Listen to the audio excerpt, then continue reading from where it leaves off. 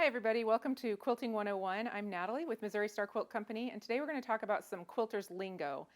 Often when you're reading a pattern or getting ready to quilt, you'll see things like WOF or RST or LOF, and so today we're going to talk about that. So WOF stands for width of fabric, and I have a piece of fabric here. So fabric comes on the bolt typically folded in half, and the edges are going to have this edge that's got some little holes in it, and that's from where they tack it down as it's running through the machine to get whatever dye or print is put on it. So these are the selvage edges. And one of the selvage edges is going to have information that's pertinent to the fabric. It'll have the manufacturer, the line, the designer, the pattern number, and often the colors that are in it. Sometimes you'll see a bunch of little colored dots or flowers, however they do it. And those will be some of the base colors that you can use to match your fabric, which is actually really cool when you're trying to figure out what solids to use. So anyways, this section between your selvages is your width of fabric. That typically also, just so you know, runs between 40 and 45 inches. It's smaller on batiks and larger on other fabrics, and it can vary from manufacturer to manufacturer. So don't stress too much about it, but if you're measuring for a pattern, we typically measure around 40 inches just to make sure that we have enough to finish our project. We'd rather have a little bit left over to throw in our stash than have just not enough by a few inches. So that is a good rule of thumb on width of fabric, and I hope that helps. Okay, so now we're going to talk about length of fabric. So length of fabric is the length of the fabric as it comes off the bolt. We typically sell in yardage amounts, which is 36 inches. If you're buying per meter, it's 0.91 meters is the same as a yard. So that should help you with that kind of conversion. 36 inches, we typically divide by 4. So if you're getting 3/4, it's 27, a half is 18, and a quarter is 9 inches. And so now you know LOF stands for length of fabric.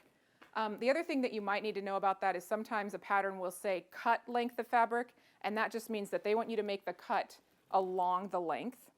And then if it says cut with the fabric, that's going to be selvage to selvage. So that's how those work when you're reading a pattern, and it's typically talking about your borders or your binding, and that will depend on a lot on the print of the fabric that you're using too. So that hopefully helps. Another thing that we see is RST, which stands for right sides together. So what that means is that your fabric typically has a right side, which is the pretty or printed side, and a wrong side. And you'll see wrong side listed as WST, and that's just, you know, the R stands for right and the W stands for wrong. And so that can come up when you're putting two pieces of fabric together. Most often you'll see right sides together because we want our seams to be on the inside of our fabric, and when you turn it right side out, the seam will hide inside the fabric on the wrong side. So that's what that means. Okay, so now we're going to talk about cutting and subcutting. This is a term you'll see frequently in your patterns or on videos, and sometimes the word subcut can be a little bit confusing. So the first cut that's mentioned is cut. There's just cut the fabric, and that almost always is a width of fabric cut. So I'm going to fold my fabric because my ruler's not that long and line it up on my cutting mat. Before I cut, I'm going to straighten my beginning edge so that it's nice and straight. And so we're going to pretend that the pattern told me to cut a 5-inch strip and then subcut that 5-inch strip into 5-inch squares. So what that means is first I'm going to make a 5-inch strip cut. This is the width of fabric. I'm going to slide the fabric out of the way. Now I'm going to turn this strip that I cut, and I'm going to subcut this strip. All that means is you've made one cut one direction, and then subcut is just cutting the other direction. I use both my cutting mat and my ruler to make my cuts because that way I know for sure that everything is really square. So I'm going to trim off my selvage edge because I want a nice clean edge, and you don't typically want your selvage in your squares when you're quilting. So to subcut, I'm going to line it up. I'm making sure that my ruler and my mat is all in the 5-inch because that's what the pattern told me to do, subcut 5-inch squares.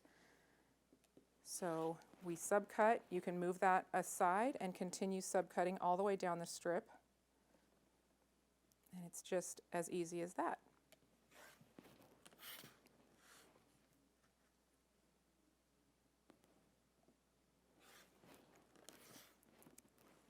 And just another little helpful hint, you can get 4, or, well, because it's folded in half, you actually get 8 5-inch squares from a 5-inch strip. So now you know. All right, the next thing we're going to talk about is squaring up a block. So I've made a little block here.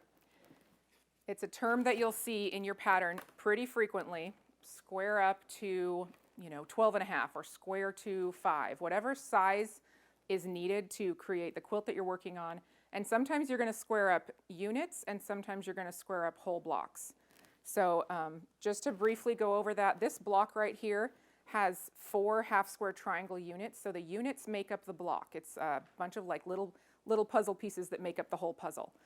Okay, so we have 4 half-square triangle units that make up a larger pinwheel block. Now, to square this pinwheel block, I'm going to use a ruler that's big enough to get the size that I need, and because this one is actually, it's got a 45-degree angle on it, it's going to make that really easy for me to square up half-square triangles, because what I'm going to do is line up my 45-degree angle with my seam, and I also have this center point right here in the middle of the ruler that I'm going to line up with the center point of my square. So I'm just going to make sure all of the seams go into the corners. And squaring up just means that you are trimming the block to the size that the pattern has suggested. So one thing you might want to look out for is when you're reading the pattern and you're getting ready to square a block, sometimes it will say finished or unfinished. I always look at the unfinished size because that's the size that my block needs to be before I start sewing it together. So that is the size that you want to square to. If you accidentally square to a finished size, as long as it's the larger block at the end, it's not going to be a big deal. You'll still be able to sew everything together. If you square units or parts of a block to finished size, you may need to square everything else a little bit smaller to make it fit. It's not the end of the world, but it is helpful to remember to look only at the unfinished size when you're getting ready to square a block. Okay, so another thing that may come up in your conversations with quilting friends when you're just starting out or when you're reading a pattern are parts of a quilt. So a lot of them, for whatever reason, start with B's. We have blocks, binding, backing, borders, batting. So I'm going to show you a little bit of that here on this quilt. So this part right here that makes up the middle center of the quilt, or center, the quilt top is made up of the block. This part right here is the inner border. This is the outer border. This edge that finishes the quilt is called the binding. This part back here on the back, that's your backing. And the batting is the fiber that goes in the middle. That's the part that makes it fluffy and gives it softness and keeps the quilt top together. So that is just a very basic run through of parts of a quilt. All right, so the final thing that I have to talk to you about today is pre-cuts. And pre-cuts are our favorite here at Missouri Star. We use them all the time. They make our quilting life so happy. We get to use all kinds of different fabrics without having to buy the whole line. You just pick the size you need and go for it. So they come in all different sizes. And I'm going to start with the little mini.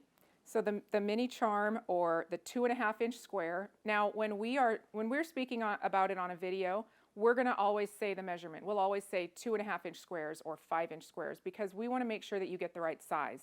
And each manufacturer is going to have a different name for every size. So mini charms are 2.5-inch squares or 2.5-inch stackers.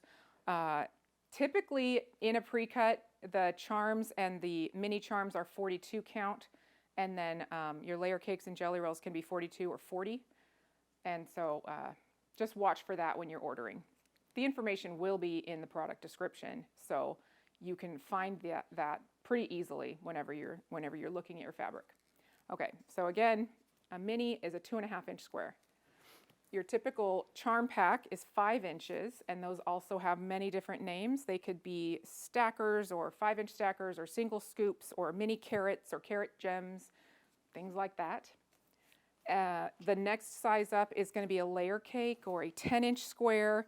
These can also be called 10-inch tiles or Sunday stacks or carrot gems or carrot crystals, stackers, all kinds of things. So our 2.5-inch strips come in these really cute rolls that can be called jelly rolls or roly-polies, or sometimes other things like scoops or roll-ups or things like that.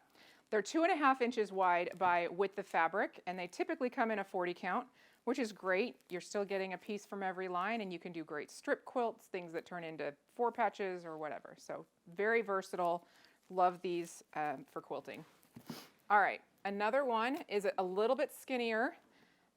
Same concept though. It's cut by width of fabric, but these are 1.5 inches wide. They can be called honey buns or skinny strips or tiny scoops or roly-polies. No, mini roly-polies. Not every fabric company has these. So if you want them, they're great for sashings. They're good for string quilts, all kinds of things. But not as made frequently in all the manufacturers. I think right now just Kona and Moda do them. Okay, and then we are at the original, the classic #1, very first pre-cut ever to be introduced, the fat quarter. A fat quarter is really cool because, like we were talking before about yardage, it's typically cut into quarter yard or quarter increments, right, out of a yard.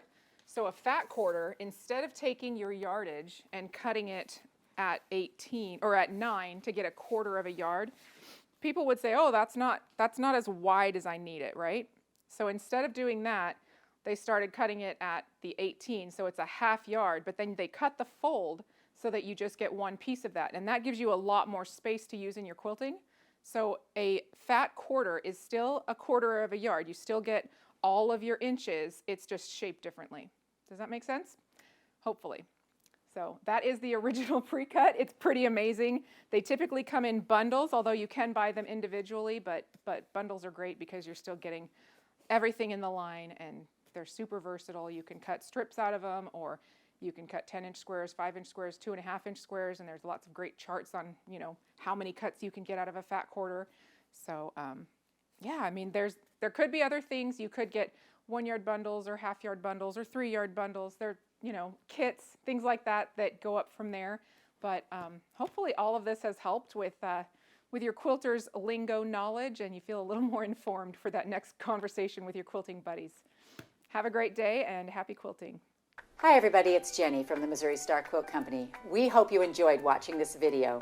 If you aren't already part of the Missouri Star Quilt Company family, be sure to subscribe so you won't miss a thing. And if you click that bell, it'll notify you every time a new tutorial comes out. See you next Friday.